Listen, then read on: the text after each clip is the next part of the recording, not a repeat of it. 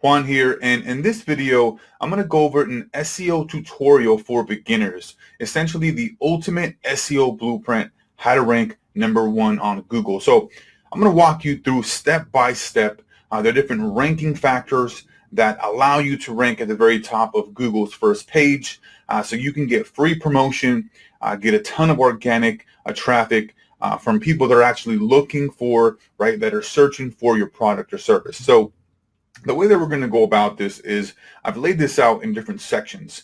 So the first section, we're going to go over what exactly is SEO, how does it work, what's the actual intent behind it, and primarily in this tutorial we're going to focus on SEO for Google because it's the #1 actual search engine on the market, right? I mean, you have Yahoo and Bing, and they still do have some traffic, but and actual the factors are going to be pretty similar here, but I know because Google is the #1, they're going to be a little bit more stringent, and they're going to have a little bit more kind of factors that come into play when it comes to ranking on the first page. So we're going to go through the different Google ranking factors.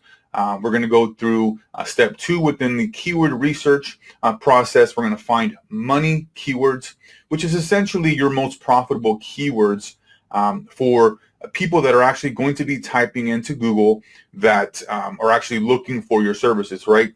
There's different types of search intent when it comes to keywords, and we'll go over those as well.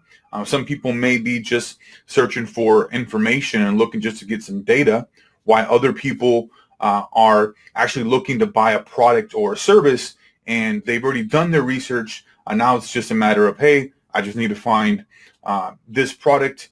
I want it. I know that I want it. I know that I need it. Let me just go ahead and type it in and go through the checkout process. So we're going to also go through keyword research tools. A lot of different tools I like to use. SEMrush, and then actually the Moz keyword planner. We'll go over all of those in great detail, and just want to kind of give you an overview here. So step 3, competitive research.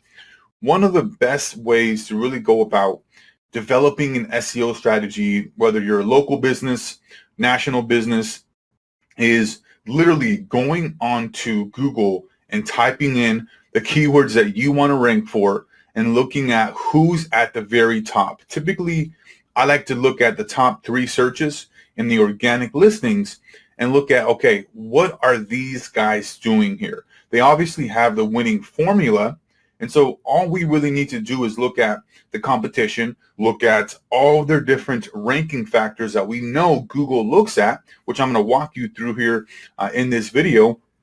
Just a quick overview of some of the simple factors that we look at for ranking on Google. Page title. Do they have the right keywords on their page title?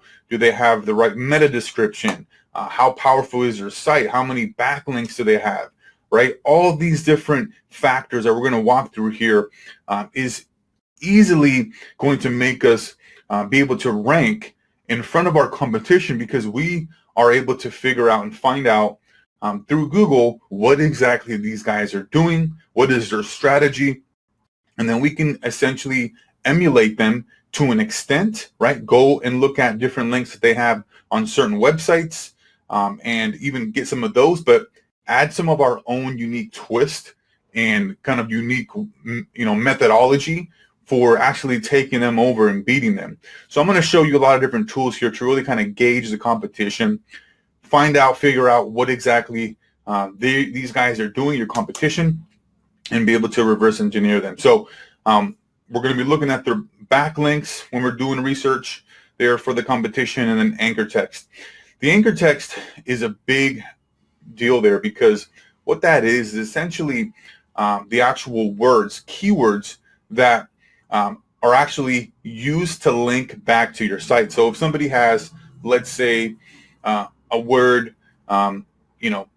click here, or best dog training, or whatever that may be, right? Whatever keyword it is that is actually highlighted and actually links back to your site, that is essentially giving Google a signal saying this website over here, this page over here, is about whatever this keyword is about, right? If it's, let's say, best dog training, and you have a dog training site, that's going to give you juice, it's going to give you power, but it's really important to not overdo that and over optimize the anchor text, because you could get hit with the penalty. You could get actually your site set up to the point where it's not available in the search rankings, and you can actually get pushed back to different pages on the search results, because you are essentially, quote unquote, trying to game the system. Okay, and so it's really important that you follow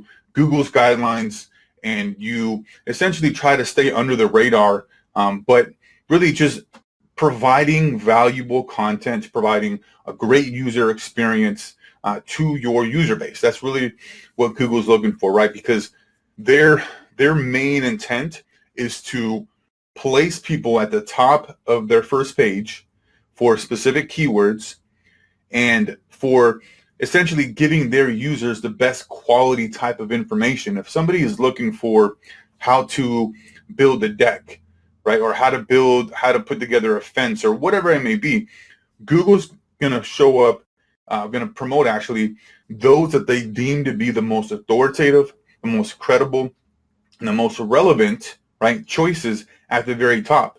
Because could easily be thousands, if not millions, of pages about that same exact topic, how to build a deck. But what makes those top three able to, again, essentially get up there to the top of Google and get that, fair share of traffic? Well, they're the most trusted, they're the most authoritative, and they're the most relevant according to Google based on that particular subject. So the next we're going to be focused on here is number 4, which is the on-page optimization. So this is essentially where we're able to tell Google, okay, this is what my site is about. We're going to go over the site structure, the URL structure, how to properly set up content so that you have the right keywords in your actual content, and also all throughout your content with the H1, H2, H3, and essentially how to put together a piece of content that is going to allow Google to find it and deem it to be an authoritative subject. So the next area we're going to focus on is the site linking strategy. So one of the first things that you can do right out of the gate for your website, if it's brand new, is start interlinking your pages and content posts. Because what ends up happening is that just right out of the gate, if you have a bunch of content, blog posts, different pages, you want to be able to interlink them, because number one, it provides a great user experience, right? That's one of the things that we want to do with actual, our website, is providing the visitor, the user, a great user experience so that things are easy to find. It's easy to navigate through the different pages in your content. And while you're doing that, it's actually passing juice to all your different pages and through your whole entire domain. So that's really important there.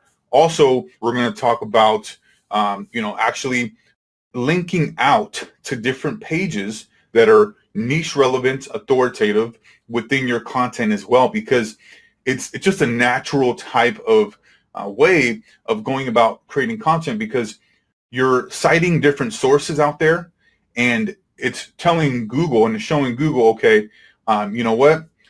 These other credible sources are also what I recommend. And when they're going out to very highly authoritative sites, Wikipedia, maybe Forbes, all these kind of big news publication sites are good ones to link out to.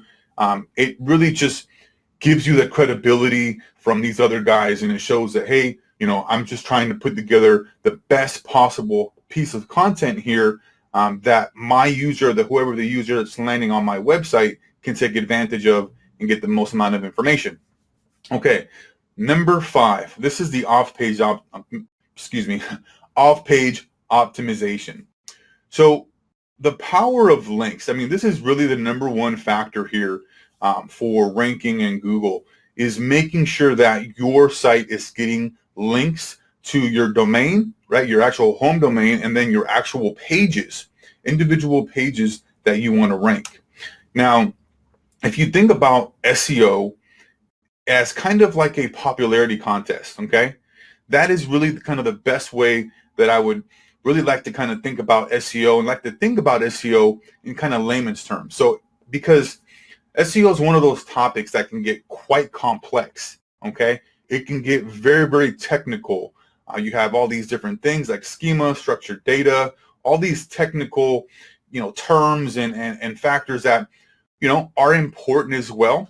But the biggest thing here is understanding that links coming back to your site, increasing your popularity, getting other sites that are niche related, right, that are relevant to what you have, your topic about, right, is going to be the most important there as far as ranking factors. Because just because you have your site, properly with the right kind of content and is properly optimized with your on-page content and all this stuff, you're not going to show up on the first page of Google, right? You just done half the battle. You've set up your on-page correctly. You get the right keywords on there. You get the right content, right page title, URL, all of that. You have that. But just because you do that, that does not really tell you that you're going to rank on Google. It just says that, hey, my site is properly optimized. But once you are able to add on the element of links coming back to your site because of your site already being actually optimized on page, that's where the magic happens there. That's where your site becomes more credible, more authoritative, right, and more trustworthy in Google's eyes, so that you can get pushed up to the top of the search engines, right? Because let's say you do an on-page optimization for your website and you have specific keywords that you want to rank for. You may, right out of the gate, be on page 10, 12, 15 for that particular keyword.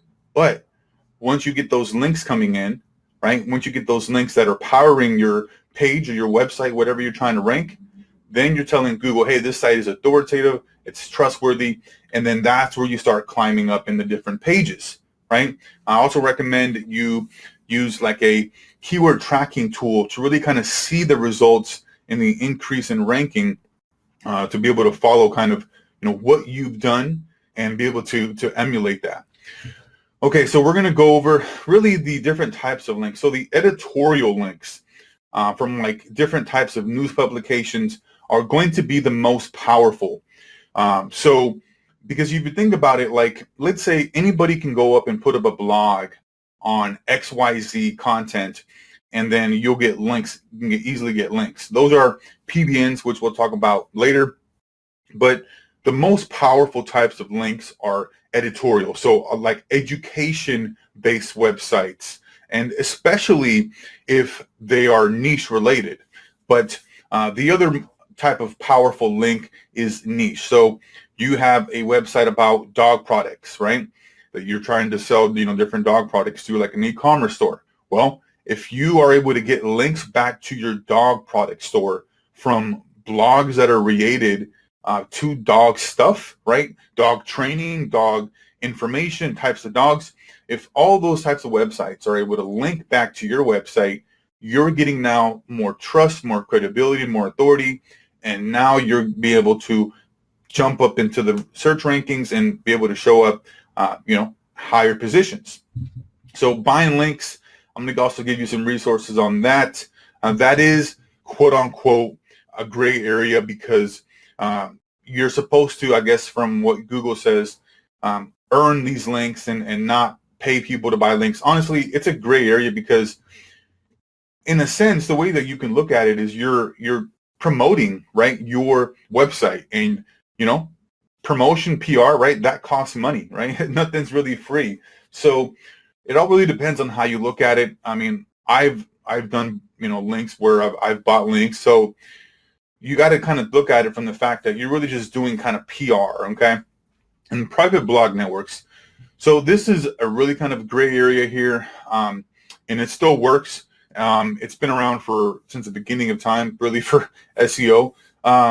And the way that these work is essentially you will find websites, or not really websites, but more of domains that people have kind of let go by the wayside, have let expire, or are, going to be expiring soon. And you can buy these domains from certain websites. I think there's one called Domain Cop. There's another one, GoDaddy. And there's just several different sites where you can go and actually bid on domains that are expiring or have expired. And what you can do is recreate that website and maybe name it a different type of subject or different type of content. The better these work is when you are able to have like a niche relevant type of PBN. So you have a product store that is selling dog products, right?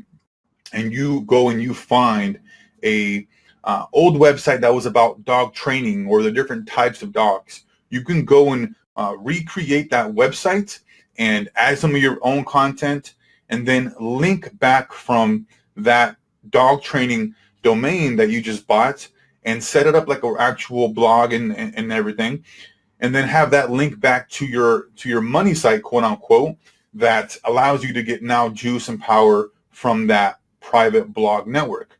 So that's essentially what you're doing, is you're essentially able to set up different types of blogs that are all kind of niche related to your product or service, and be able to have those linking back to your website so you can get more juice, more power, and be able to push you up in the search rankings.